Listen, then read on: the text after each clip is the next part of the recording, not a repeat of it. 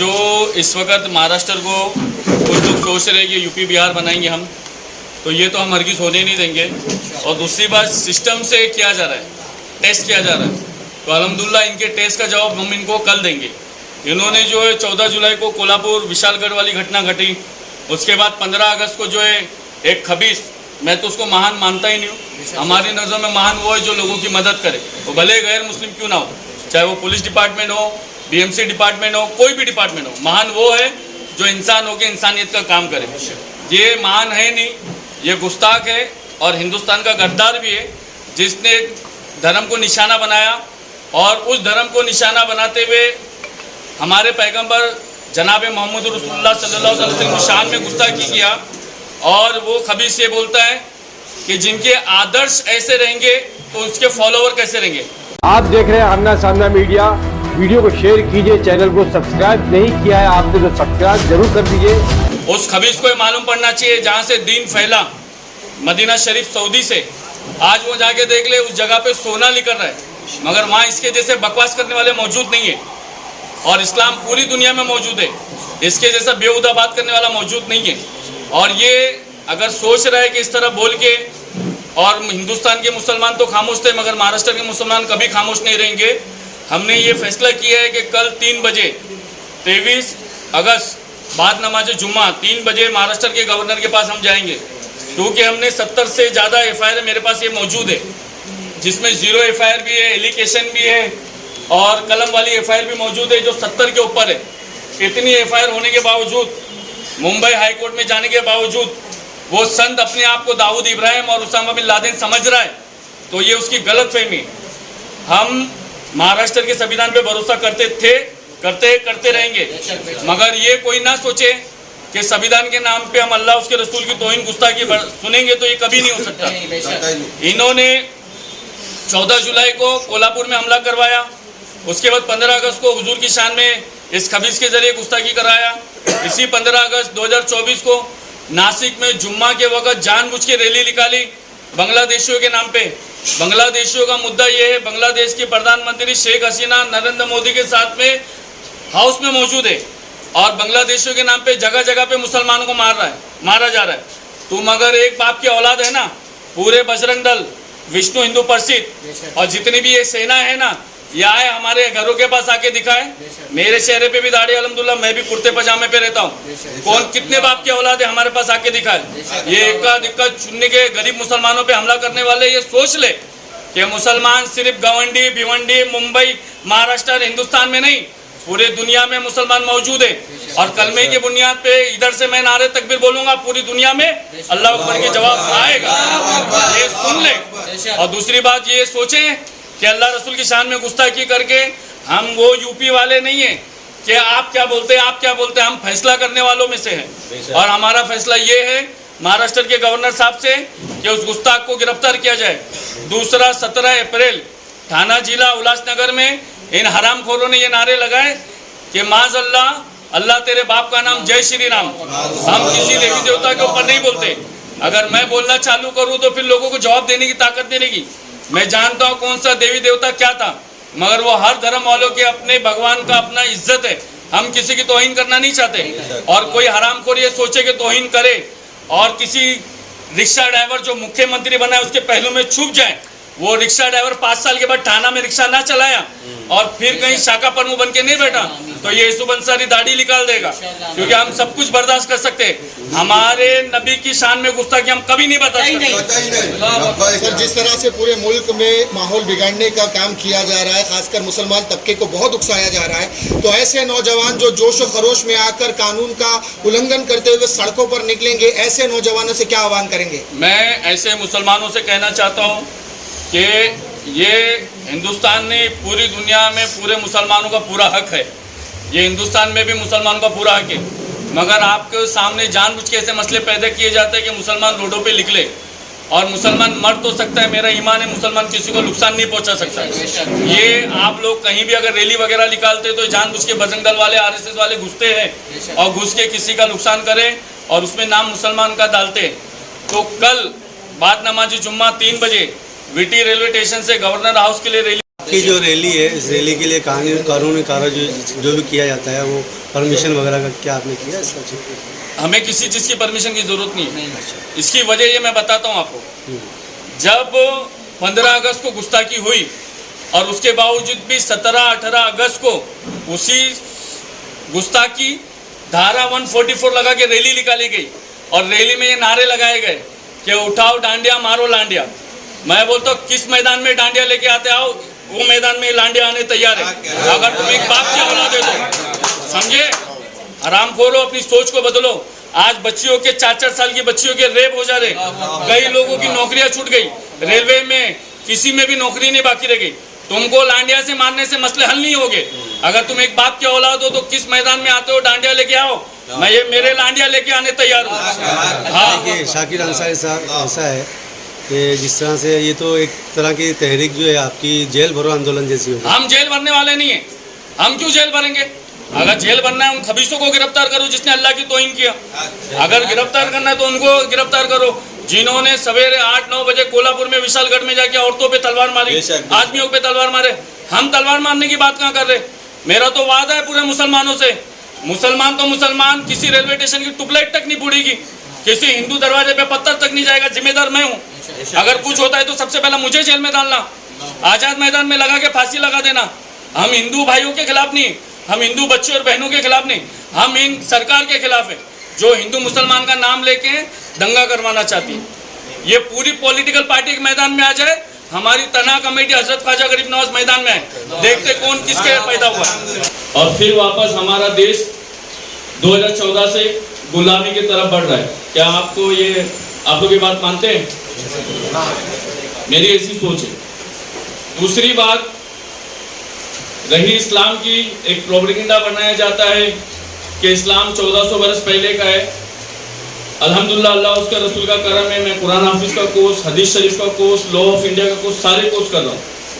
तो इस्लाम हज़रत आदम अलैहिस्सलाम दुनिया में तशरीफ लाए, तब से इस्लाम दुनिया में है और क़यामत तक इस्लाम रहेगा और क़यामत के बाद रोज़े महशर में भी इस्लाम रहेगा। हज़रत आदम अलैहिस्सलाम के बाद तमाम नबी, पैगम्बर, सहाबा कराम, फिर औलिया कराम, सूफिया कराम का दौर आया, मगर इस्लाम कभी ख़त्म नहीं हुआ। तो स्पेशली जो एक यहूदी पॉलिसी हमारे हिंदुस्तान में चलाई जा रही है, उस यहूदी पॉलिसी का हम विरोध करते हैं और इस विरोध के तहत अगर कल हमें महाराष्ट्र बंद करना पड़ा तो कल हम महाराष्ट्र बंद भी करेंगे, ये हमारा वादा है। और इमीडिएटली ये मैंने फैसला लिया है कि कल हमारी कमेटी की तरफ से महाराष्ट्र बंद रखेंगे। इसकी अहम वजह यह है कि जो घटना बजरंग दल, आरएसएस, विश्व हिंदू परिषद जो यूपी, बिहार, मध्य प्रदेश में चला रही थी, कहीं भी दाढ़ी टोपी वाले को देखना, मारना, दरगाहों पे जाके फावड़े मारना और अजान के खिलाफ बोलना, मस्जिदों पे जाके पत्थरे मारना, यही मसला इन्होंने जो है महाराष्ट्र में शुरू कर दिया है। तो बहर के जो इस स्टेट का जो मुसलमान है उसकी जिम्मेदारी उस स्टेट की है। मैं महाराष्ट्र का मुसलमान हूँ, मैं बॉम्बे में पैदा हुआ और मेरी जिम्मेदारी बॉम्बे और महाराष्ट्र की है। तो मेरी कमेटी की तरफ से हम ये ऐलान करते हैं कि कल हम महाराष्ट्र बंद रखेंगे। इसकी अहम वजह पहली ये है कि आप पिछले 2 महीने की घटना अगर आप देखोगे तो एक सोची समझी साजिश के तहत 2 बादशाहों का नाम लेके, एक बादशाह औरंगजेब रहमतुल्लाह अलैह और एक बादशाह हिंदुस्तान के राजा और महाराजा शिवाजी महाराज का नाम लेके कि यहाँ पे शिवाजी महाराज की जमीन थी, यहाँ शिवाजी महाराज का किला था, इस मामले को लेके, अतिक्रमण लेके आपने देखा कि 14 जुलाई को जो कोल्हापुर विशालगढ़ में घटना घटी, आप तमाम लोगों ने देखा। मैं विशालगढ़ गया, कमिश्नर साहब से कोल्हापुर में मेरी मुलाकात हुई और उसके बाद तहसीलदार साहब से मुलाकात हुई। मैं आपको बात बता नहीं सकता, ये सरकारी बात है, मगर उनका ये कहना था कि जो दंगाई आए थे वो ये नहीं देख रहे थे कि हम किसको मार रहे, हम हिंदुस्तान के मुसलमान को मार रहे, हम हिंदुस्तान के हिंदू भाइयों को मार रहे या हम हिंदुस्तान के पुलिस वालों को मार रहे। आपने खुद वो वीडियो देखा कि दरगाह पे जब हमला करने के टाइम उन्होंने पुलिस वालों पे भी तलवारें चलाई। आपने सुना या देखा कि नहीं देखा? तो ये बात तो क्लियर हो गई, जो मौजूदा हाथ की पॉलिटिकल पार्टी है, बीजेपी है, एकनाथ शिंदे की सेना है, शिवसेना, दूसरी जो है अजीत पवार की जो पार्टी है, इनके नजदीक अब पुलिस वालों की भी अहमियत कोई नहीं रहेगी। कल तक जो महाराष्ट्र की पुलिस थी, जिस पुलिस को देख के कई आरोपी बम्बई छोड़ के भाग गए, आज उस पुलिस वालों पे भी इन्होंने तलवार चलाई। इनका एक चिंटू छोटा जो खबीस नीतीश राणे, उसने पुलिस वालों के खिलाफ खुला बोला, फिर उसके बाद पुलिस वालों की बीवियों के खिलाफ भी खुला बोला। आज तक ऐसी घटना कभी महाराष्ट्र में घटी नहीं। ये मसला सिर्फ इस्लाम का या मुसलमान का नहीं है, ये मसला सारे धर्म वालों का है, सारे पार्टी का है, सारे डिपार्टमेंट वालों का मसला है, क्योंकि इनके दिलो दिमाग से पुलिस वालों का भी डर खत्म हो गया। तो बहरकैफ ये पुलिस वालों की जिम्मेदारी थी कि आगे बढ़ते इन खबीसों के खिलाफ कार्रवाई कर दे, मगर जो ये निशाना बना रहे, 14 जुलाई को इन्होंने अपने सोशल मीडिया पे वीडियो वायरल किया कि आई माला शक्ति दे, विशालगढ़ाला मुक्ति दे, ऐसे वीडियो वायरल करके इन्होंने जो विशालगढ़ पे हमला किया, एक दरगाह पे, एक मस्जिद पे और कई औरतों पे, आदमियों पे इन्होंने हमला किया, उसका भी हिसाब हम इंशाल्लाह इनसे लेंगे। हाँ, ये हमारा वादा है। और दूसरा, उसके बाद इन्होंने 15 अगस्त नासिक और औरंगाबाद के बीच में इन्होंने सभा रखी। सब रखते, मैंने भी आज सभा रखा, हर धर्म वाले सभा रखते, सभा रखना भी चाहिए अपने धर्म का ज्ञान देने के लिए, मगर इन्होंने सभा रखी अपने धर्म का ज्ञान के नाम पे। ये माज़अल्लाह, सदबार माज़अल्लाह, हमारे नबी की शान में इन्होंने गुस्ताखी करी, जो गुस्ताखी कतई हाल में मुसलमान कभी नहीं बर्दाश्त कर सकता है। हमारी जान, हमारी माल, हमारी इज्जत, हमारी आला औलाद, हमारे माँ बाप, सब कुछ हमारे नबी के नाम पे कुर्बान है। ये हमारा ईमान है, हमारा अकीदा है। अब सभा में इन्होंने गुस्ताखी करने के बाद 15 अगस्त को, और उसी 15 अगस्त को इन्होंने नासिक में रैली निकाली बांग्लादेशियों वाले मामले में, और जानबूझ के मस्जिदों के पास जाके नारे लगाए, और इस रैली में 3 मस्जिद और एक दरगाह भी झपेट में आ गई। ये जानबूझ के किया जा रहा है, और मौजूदा हुकूमत बैठ के तमाशा देख रही है। मैं एक चीज क्लियर करना चाहता हूँ, ये हिंदू मुसलमान की लड़ाई नहीं है, ये ऊंच नीच और भेदभाव की लड़ाई नहीं है, ये पॉलिटिकल पार्टी की लड़ाई है जिसमें मुसलमान को घसीटा जा रहा है। अगर ये घसीटना बंद नहीं करेंगे तो ऐसी पार्टियों को हम हमारी जूते की नोक पे मारते, चाहे वो कांग्रेस हो, बीजेपी हो, शिवसेना हो, ऐसे गुस्ताखों को हम हमारे जूते की नोक पे मारते। इनके 48 एमएलए हैं, इनके 48 सांसद हैं, इनके 288 एमएलए, इनको तमाम को हम आने वाले इलेक्शन में हम बताएंगे कि मुसलमान की ताकत क्या होती है। ये मेरा वादा है। और इन्होंने इन्हीं 15 अगस्त को इन्होंने नासिक में जो पुलिस के साथ और जो मुसलमान के साथ व्यवहार कर रहा है, ये भी आप लोग ने देखा। उसके बाद अभी हाल ही में 17 अगस्त के दिन इन्होंने उल्लासनगर थाना जिले के एक शहर में उल्लासनगर में माज़अल्लाह नारे लगाए।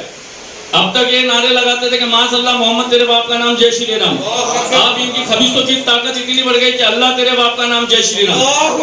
हम ऐसी गुस्ताखियां ना कभी बर्दाश्त करे थे, ना करेंगे, ना कभी होने देंगे, हमारा बात है।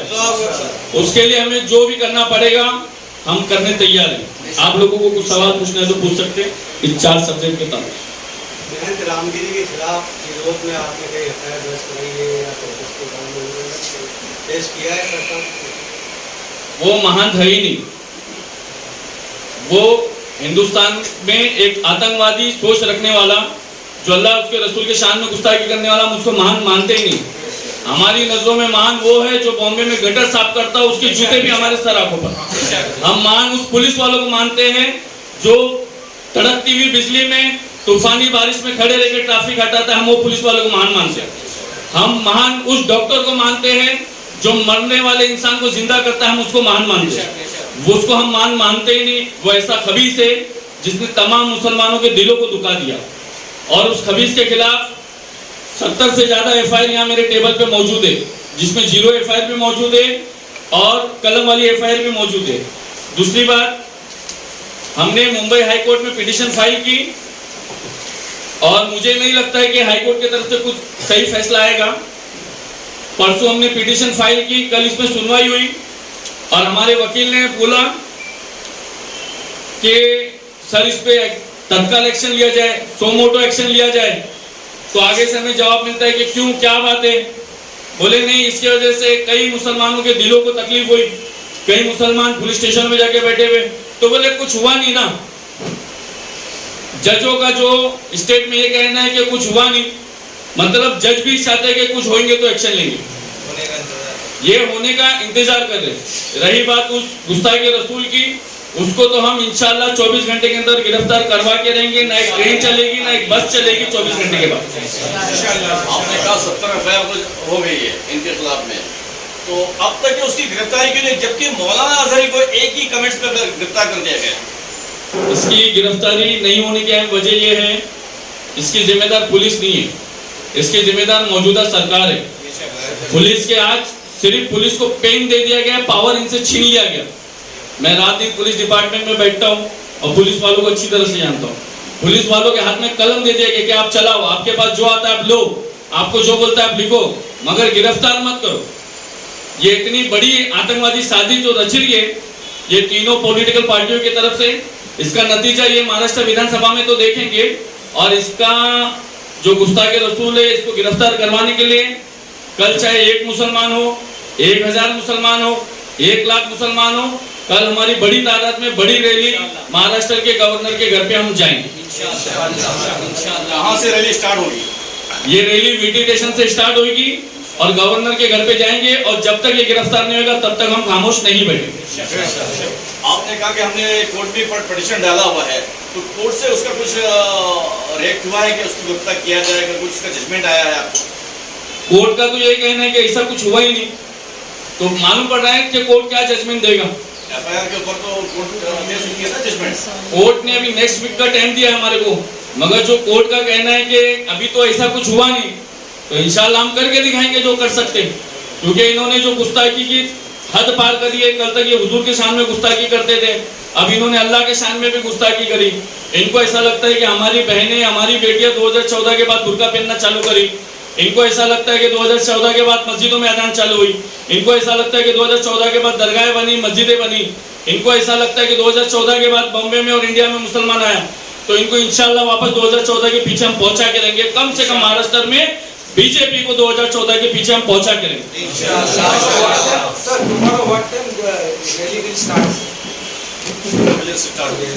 कल रैली वीटी स्टेशन से ठीक 3 बजे चालू होगी और गवर्नर हाउस जाएगी, और हमारी अव्वल और आखिर मांग यही थी कि गुस्ताखे रसूल गिरफ्तार होना चाहिए। और इस रैली में कुछ भी होगा, कोई कुछ भी करा तो उसके जिम्मेदार हम नहीं है, क्योंकि नबी को मानने वाला सिर्फ यूसुफ उमर अंसारी नहीं है, नबी को मानने वाला हर मुसलमान है। हर मुसलमान पे फर्ज है कि वो अपनी नबी की इज्जत के लिए निकले। कितने संगठन है, कितने लोग इस रैली में आपका समर्थन कर रहे हैं? मेरा काम था आपको इन्फॉर्म करना मीडिया के माध्यम से। जो ईमान वाला होगा, इस्लाम के लिए संगठन की जरूरत नहीं पड़ती, खानकाहों की और पीरों की, मौलवियों की इसकी जरूरत नहीं पड़ती। ईमान जिसके अंदर जितना रहेगा वो खुद आएगा, आप खुद देखेंगे। Sir, here I would like to bring to your notice one thing. Sir, in the last 75 years, our independence, we have seen that time that politics was a dirty game. They used to say politics was a dirty game. But now it has become a poison game. Now dirty game that means you used to fight, I used to fight. But now poison game बोलेंगे तो direct shooting हो जाता है। There is no value for human being. जितना हमारा देश तरक्की बोलते करता है उतना डाउन होते जाता है। देश ने तरक्की करना छोड़ दिया है, क्योंकि हमने भाग दौड़ जिनके हाथ में दी थी उनको पता ही नहीं कि देश कैसा चलाना है, समझे। अभी हाल ही में इन्होंने एक बिल रिलीज किया था कि जो प्राइवेट कंपनियां हैं वो प्राइवेट कंपनियों के एम्प्लॉय से सरकारी डिपार्टमेंट में आएंगे। अब प्राइवेट कंपनी के एम्प्लॉय जब सरकारी डिपार्टमेंट में आएंगे तो वो प्राइवेट कंपनी को ही डेवलप करेंगे, नहीं कि इसमें पढ़ा लिखा जो पढ़ रहा है, जो एजुकेशन हासिल कर रहा है वो नहीं जाएगा, जो पहले से पढ़ा लिखा था वो जाएगा प्राइवेट कंपनी के जरिए। और इन्होंने ऐसे ऐसे बिल लाए, 3 काला कानून ला के इन्होंने 750 किसानों को सिर्फ पानी से मरवाया दिल्ली में। इनके बिलों को आपने देखा है। फिर इन्होंने लारी ड्राइवर के लिए जो बिल लाया कि अगर किसी से किसी की घटना होती है तो 10 लाख रुपए लारी ड्राइवर देगा। इनके सांसद, इनके एमपी, इनके एमएलए ना जाने अब तक कितनी महिलाओं को रेप कर दिए, कितने बेकसूरों पे गाड़ी चलवा दिए, मगर इन्होंने रोड पे मेहनत करने वाले लारी चलाने वालों के लिए बिल लाया। जब किसान आंदोलन कर सकता है तो अल्हम्दुलिल्लाह मुसलमान भी अपने ईमान के लिए आंदोलन कर सकते हैं। आज जो देश के हालात हो रहे हैं, कहीं रेप हो रहा है, कहीं बलात्कार हो रहा है, कहीं कुछ हो रहा है, कहीं किसी धर्म के ऊपर आवाज उठाई जा रही है, तो उस पर आपका क्या कहना है?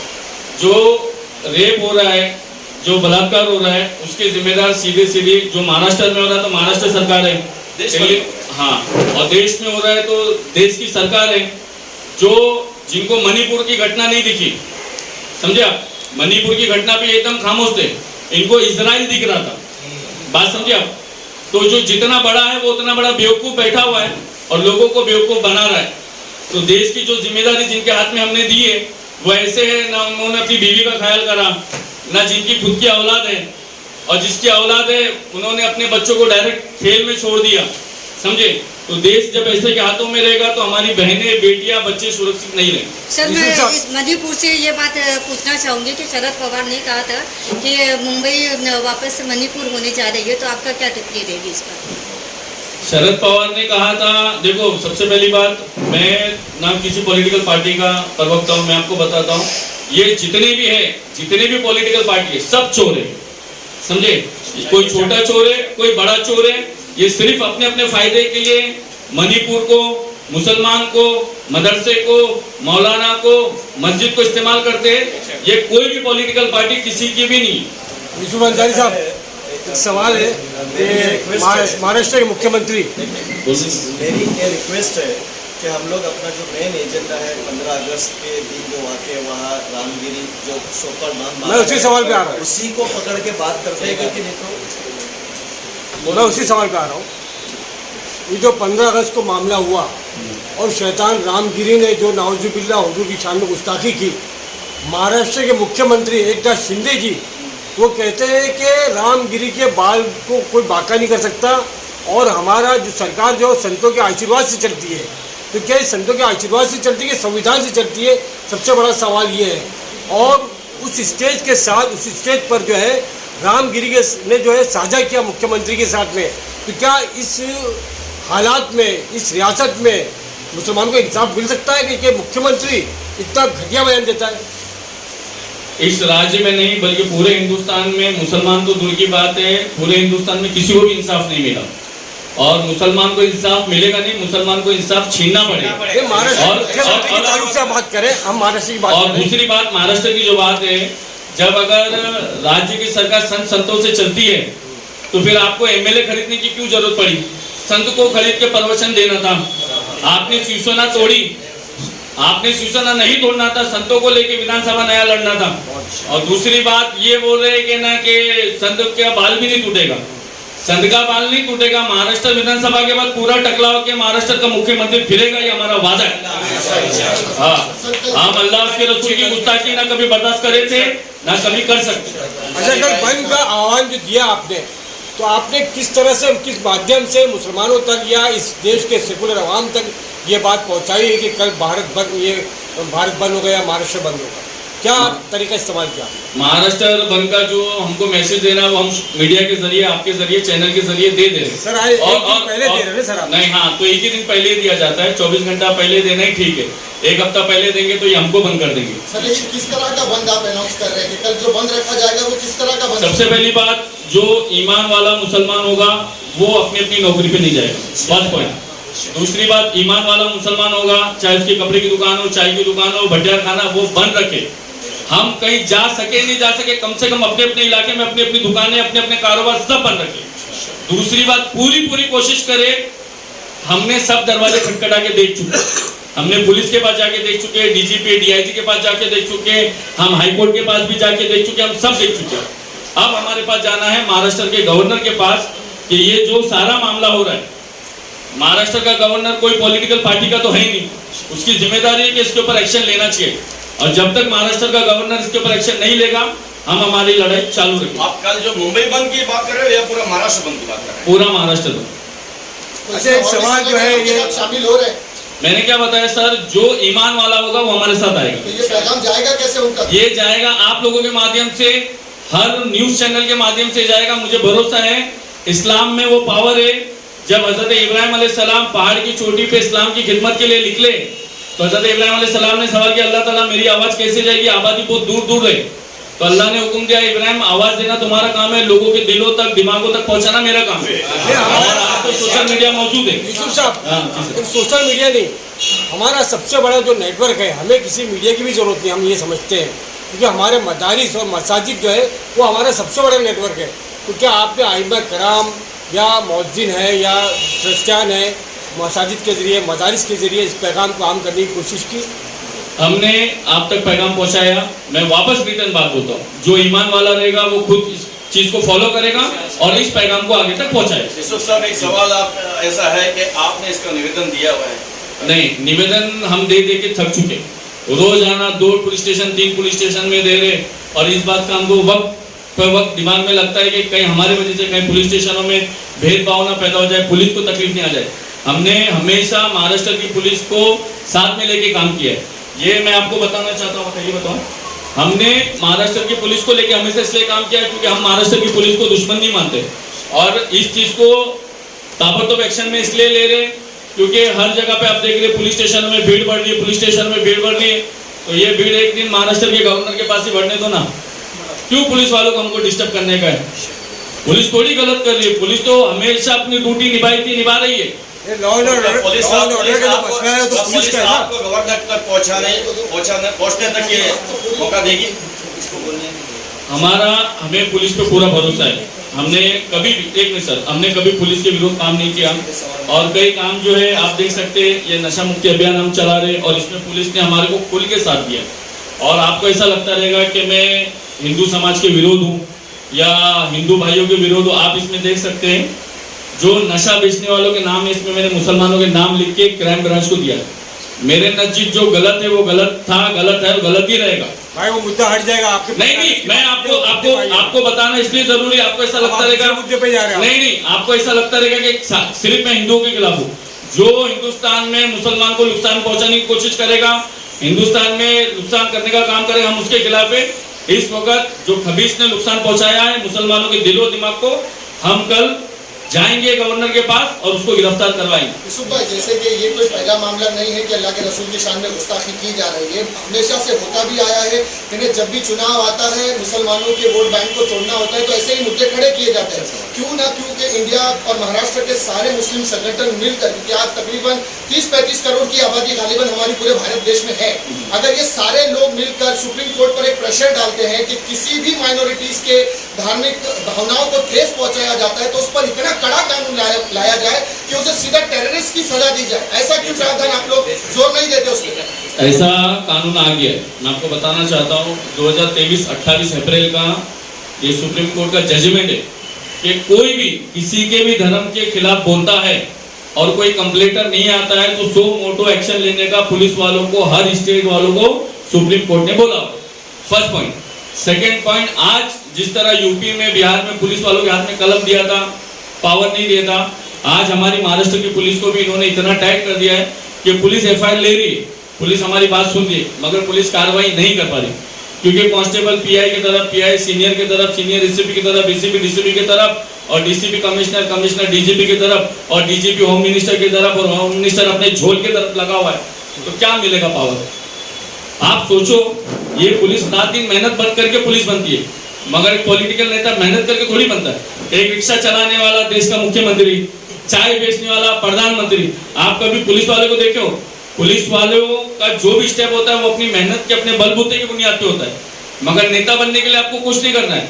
नेता बनने के लिए आप चोरी करो, किसी के धर्म का अपमान करो, झोल झपाटे बंद करो, तो आप खुद ब खुद नेता बन जाएंगे। आज हमारा देश अगर सही लोगों के हाथों में होता तो अल्हम्दुलिल्लाह महाराष्ट्र की पुलिस बताती थी कि इनके साथ क्या कर सकती थी। जी अंसारी भाई, आप जो रैली निकाल रहे हैं उसकी वजह से मुसलमानों में एकदम कायम होगी क्या? मैं मुसलमानों में 2 तबका में आपको बताना चाहता हूँ। मुसलमान में मोमिन भी है, मुसलमान में मुनाफिक भी है। जो मोमिन होगा वो आएगा और जो मुनाफिक रहेगा वो उदय ठाकरे के तरफ, राहुल गांधी के तरफ, शरद पवार के तरफ, अजीत पवार के तरफ देखेगा। जिसको कयामत में जवाब देना है ना, जिसको कब्र में जवाब देना है ना, माँ कुंतु फतरू ने आना जरूर, जिसको हुजूर के बारे में पूछा जाएगा कि इस शख्स के बारे में क्या ख्याल है, वो शरद पवार का और उदय ठाकरे का चेहरा नहीं देखेगा, वो ईमान देखेगा और वो आएगा। मैंने बताया मोमिन और मुनाफिक में फर्क है। ये फैसला है कल का, जो ईमान वाला होगा वो आएगा।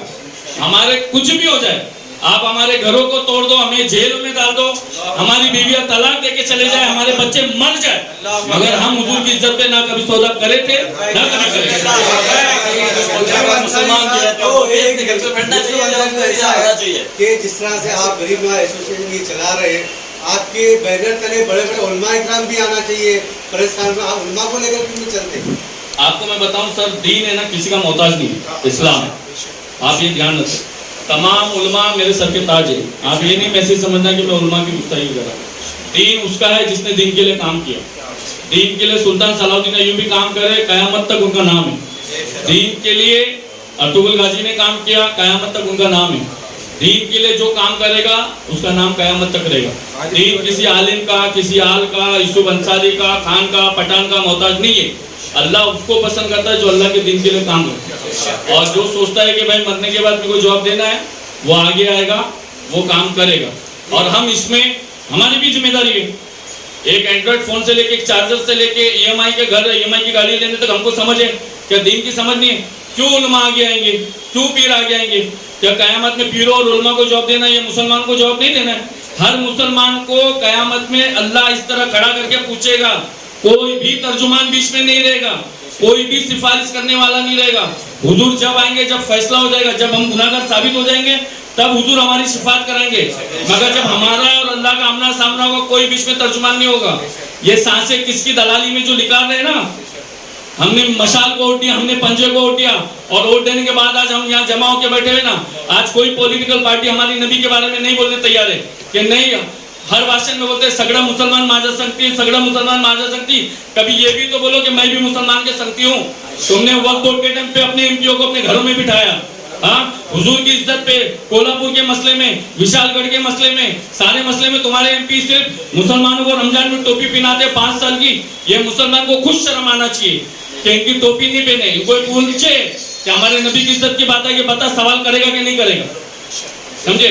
और रहा मसला ये, मुझे किसी की जरूरत नहीं, कोई आए ना आए, मैं और मेरे साथी आने तैयार है।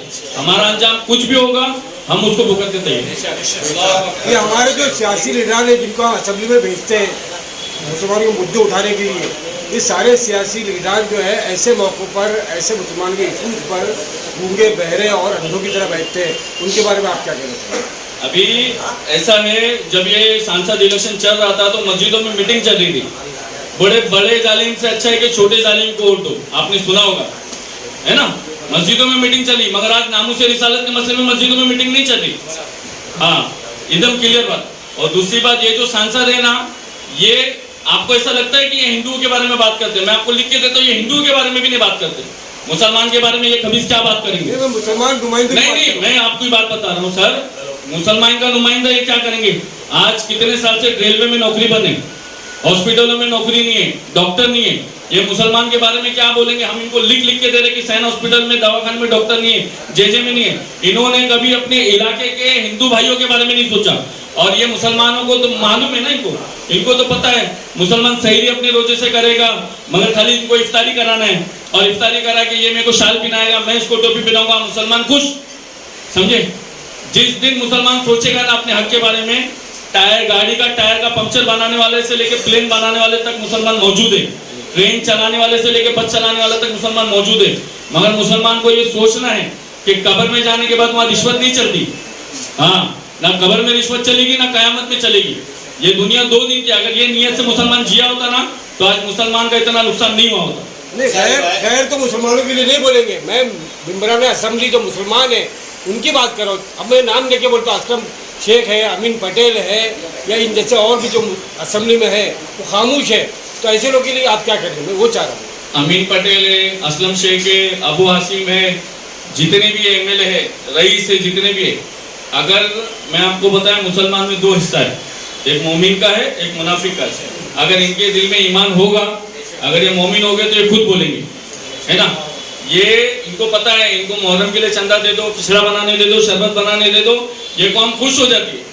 मगर अब जो महाराष्ट्र विधानसभा इलेक्शन आएगा, हो सकता है मैं जिंदा रहूं या मैं मर जाऊं, या हो सकता है मैं जमीन के ऊपर हूं या जेल में रहूं, मगर ये कौम बदला इलेक्शन में भी लेगी, इंशाअल्लाह लेंगे। क्योंकि आज हुजूर की इज्जत का मसला आया, नसीम आरिफ खान खामोश, अबू आसिम खामोश। अबू आसिम बोला है, कहाँ बोलना चाहिए? असेंबली में नहीं। अभी हुजूर की इज्जत के मसले में कौन से पॉलिटिकल पार्टी ने एफआईआर करी? मुझे बताओ, कौन से एमएलए ने एफआईआर करी? बताओ। कोई रिक्शा चलाने वाला, टैक्सी चलाने वाला, रोड पे मट्टी उठाने वाला जाके एफआईआर कर रहा है? आप मुझे बताओ, आप मुझे अबू आसिम ने किया है। मैं शिवाजी नगर का हूँ और एक मिनट सर, मैं शिवाजी नगर का हूँ, रात में चौकी जाता हूँ। मैं 12 एमएलए हैं यहाँ पे। वो जो अब्दुल सत्तार जो वहां से आता है वक्फ बोर्ड का पैसा ले जाने, क्या उसको कयामत में जवाब नहीं देना है? अरे तुम कोई भी पार्टी में जाओ, खाने की जगह गू खाओ, मगर तुमको कयामत में तो जवाब देना है ना। 12 एमएलए है हमारे, 12 एमएलए ने बताओ किसके नाम पे एफआईआर मौजूद है? अरे विधानसभा में तुमको सवाल उठाना तो बहुत दूर की बात है, ये तो अफसोस की बात है ना। हाँ, और इनका बदला नए एमएलए को खड़ा करके आप लोगों को लेना, ये बात याद रखना, और हुजूर की इज्जत के लिए देना वोट, क्योंकि हमारे घर किसी के नेताओं से नहीं चलते, हम सब मेहनत करके खाने वाले वोट देंगे। किसी को जो बोलेगा उसको देंगे वोट, जो आज मेहनत कर रहा है उसको देंगे वोट, जिसने बोला नहीं उसको वोट क्यों देंगे? जब ऐसे गूंगे शैतान को देना है तो इससे अच्छा किसी दूसरे को दे देंगे, वोट क्यों देंगे? किसी 12 एमएलए में किसी एमएलए ने एफआईआर किया है कि आप मुझे बताओ? ये पेपर लेके जाना और आना ये हम बहुत देख चुके। अंसारी भाई, मुसलमानों के अंदर ज़्यादातर फिरका परस्ती और बहुत ज़्यादा घूम रही है, उसको किस तरह से आप कहना चाहेंगे? हुजूर की हदीस मुबारक है कि बनी इसराइल में 72 फिरके थे, मेरी उम्मत में 73 फिरके बनेंगे, और हर फिरका बोलता है कि मैं हक पे हूँ। सवाल यहाँ दरगाहों का, मस्जिदों का, मज़ारों का नहीं है, सवाल यहाँ अल्लाह उसके रसूल का है। और इस वक्त में हर फिरके की जिम्मेदारी है कि वो सामने आए, बात करें। मेरा तो इस फिरके वाले मसले में ये क्लियर जवाब है, मैं अहले सुन्नत जमात का मसला के आला हजरत से मैंने आके जवाब दिया। और जो फिरके बोलते हैं, जो बैग लेके घूमते हैं, जो सीना काटते हैं, जो जो जो जो कुछ करते हैं, वो उनकी जिम्मेदारी, वो आके अपना आगे के काम से। मैं जिस आला हजरत को मानने वाला हूँ, मैंने मेरा काम किया, और हर फर्के की जिम्मेदारी कि वो आगे आके काम करे। अगर अल्लाह उसके रसूल को मानते और हिले बनाएंगे, ये ऐसा नहीं ऐसा होना चाहिए, ऐसा नहीं ऐसा होना चाहिए, वो फिरके तो दूर की बात है, वो इस्लाम से खुद खारिज है। हिले वाले नहीं चलेंगे। माशाअल्लाह, बहुत अच्छा बयान। ये कहीं ना कहीं देखा जाए कहते हैं कि ये जो वाकयात है हर टाइम होता आ रहा है। पहले नुपुर शर्मा की ये जो दिन ब दिन बढ़ता जा रहा है, कहीं ऐसा ना हो कि मुसलमान को एक उलझा दिया जाए और आपस में झगड़े और फसाद हो, तो उसको किस तरह से ये इग्नोर करके किया जाए, या इसको कैसे किया जाए? ये लोग ये कहते हैं कि इसको इग्नोर करें, या कई लोग इसको जो है कानून बनाने की अपील कानून तो बनना चाहिए, और कानून बनने से पहले इनका काम करना चाहिए। जो मुस्लिम एमएलए है, इनकी जिम्मेदारी थी एफआईआर करना चाहिए था, इन्होंने नहीं करा। और दूसरी बात, ये मुसलमानों को उलझाने की बात नहीं है, मुसलमान अल्हम्दुलिल्लाह कहीं नहीं उलझता, ये ईमान की बात है हमारी, ये उलझने की बात नहीं है। फर्स्ट सेकंड जो है ना, आप तारीख अगर देखोगे ना, तो नमरूद मिट गया, शिमर मिट गया, यजीद भी मिट गया, और ये जितने खबीज बैठे हुए ये भी मिट जाएंगे। एक रिवायत मौजूद है, अगर किसी ने खाली ऐसी दरूद पढ़ लिया दिखाने के लिए, ये सुन ले, तो भी वो जन्नती। और दूसरी रिवायत मौजूद है, जिसने 1 करोड़ दरूद शरीफ पढ़ा और उसके सामने नामूस रिसालत का मसला, अल्लाह उसके रसूल की तौहीद का मसला है, तो वैसे दरूद सुने नहीं जाते, वो नमाज से नहीं होती। नमाज करबला के मैदान में हमारे इमाम हुसैन ने पढ़ी है, हम वो नमाज को मानते हैं जो तलवार के नीचे नमाज पढ़ी, वो मुसलमान